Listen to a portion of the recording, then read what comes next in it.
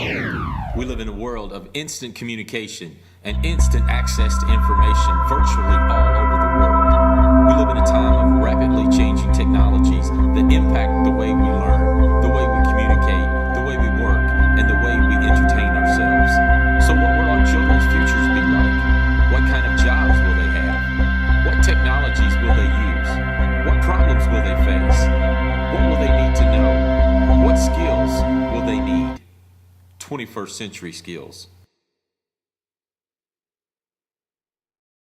Here at the junior high, we assess the 21st century student by using the Turning Point student response system, which is great because it allows us to assess our students formatively every day before they leave the classroom so we can prepare for the next day's lesson. The thing, Ms. Davis, that I think we do with Skype is we use interpersonal skills from one school to the other. So, you know, his students at Potter Gray are used to seeing each other on a daily basis. So when they transition to the middle school, they're used to each other. And my students are used to each other when they transition as well. But this way, we are trying to get the students at Parker Bennett Curry to come meet the students at Potter Gray, get to know each other a little bit, and try to just build some bridges. That way they have some common ground when they do transition to the middle school. Awareness that the world we live in is a lot smaller than it used to be. We had to choose a place to get started with our 21st century skills and this paradigm shift in education, and what do we do with all this technology and this information that students are faced with these days. And one practical way was we used Skype in my classroom. I have a daughter that lives in India, and so we Skyped my daughter, and we chose to do a math lesson on conversion of different units, monetary units, linear measurement, any type of measurement that you can think of. In the 21st century, students are going to have critical thinking skills to be able to solve complex problems that they're going to be dealing with, especially because of this revolution technology that we have. They've got to be able to think at the depth of knowledge that's going to allow them to be able to solve problems. This year, one of the ways I've used 21st century skills is through collaborating with my librarian and my computer lab teacher and some of the other teachers in our building through writing. We've worked with critical thinking skills in trying to get the children to think of writing their own story based on an author study. The children have just learned so much that they're thinking on their own, creating on their own, and they're authors. In my classroom, I teach geometry, and we're doing a project that centers around project-based learning, and we are focusing on architecture. The students have been learning a lot of 21st century skills, and they're really accelerating in a number of different ways. One of the major ways is innovation. The kids are being very creative. They're learning a lot of different mathematical topics and tying it into the real-world setting of architecture. They're able to take a scale model and create it on their own. They're able to use computer models like the one behind me and make their own conceptual design. New technology and having the internet and YouTube and texting, these things are making the world much more accessible, and we are able in Bowling Green, Kentucky to give our students access to virtually any place in the world. We can take the traditional English analysis project and give them lots of choices. Kids love making videos for class, and then posting them to YouTube.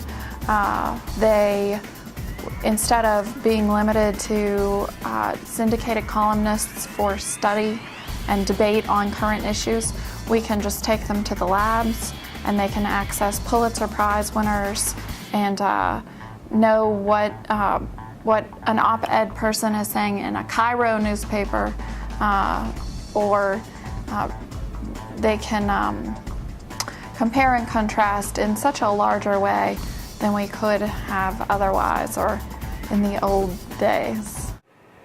Our school has a lot of diversity, and I like learning about my friends' cultures so I can know more about them. I'm a student here at Parker Bennett Curry, and I like science when we compared volcanoes and we collaborated with groups, and we had to make volcanoes and make different color lava and everything. I enjoy being in the LEGO League because I'm a programmer and I get to make the robot go left and right. I enjoy Skyping with another class in Parker Bennett Curry because you get to interact with other communities. I enjoy using the Interact boards because they have different features that you can use, like if you need graph paper, they have graph paper, and if you need to save something that you've made, you can save it and pull it back up. I think schools should have STLP because it's very fun and interactive, and you get to create stuff. I have an aunt that lives in Russia, and I like to Skype with her. It's like she's right there with me. I like using clickers because we don't have to write all the questions out on paper. I use Google and Google Earth to learn and research about my relatives that live in Africa. At Dishman, we use technology in our classrooms. We use mini netbooks to record weather data from the Weather Channel website. And once we're done recording the data, we graph it. Here at Dishman McGinnis, we use mini notebooks, and one day I used a mini notebook to research and compare data for me and my friends on whales. Here at Dishman, we had this LEGO Robotics League, and we used the computers and technology that we have at the school to program the robot to run a certain course, and then we edited it if it wasn't perfect or if we didn't like the way it was running. And after a while, and we had like four people working on it, and we assembled the robot by ourselves with the help of 2 teachers.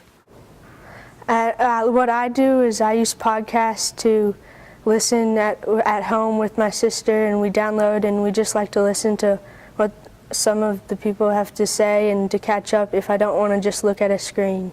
And then at Bowling Green Junior High, I'd like to see teachers use podcasts in their class to record their voices, so if a student is absent or if they don't fully understand the concept, they can use it out of school and just listen to it if they need extra help. At Bowling Green Junior High School, we had to do a reading project. This helped us collaborate and use our creativity. We also used a Mac to put it together, and I would like to do more projects like this. I was recently assigned a chapbook project, and this applies to 21st century skills because I swapped poems and the best places to get poems off the internet with other students who got assigned this project. At Bowling Green Junior High, I recently did a project using Windows Movie Maker, and I did my project over Mario, and we had to use some critical thinking because I had to pick out the parts that I had to use, the most important parts, and different pictures of what he had to do. Because I was telling a story without words, just pictures. I'm a freshman here at Bowling Green High. Typically when I go home, I always have my music going when I'm on the computer and doing homework. I use the internet for looking up things. And whenever I have snow days or just out of school in general, I can email Miss Scott or I can call her, or just teachers in general, to get the update on the assignment to find out what I need to do. Everything that I've learned here at the high school is definitely going to help me later in my career, from just learning general knowledge to learning communication skills and just skills that I'm going to need later in life.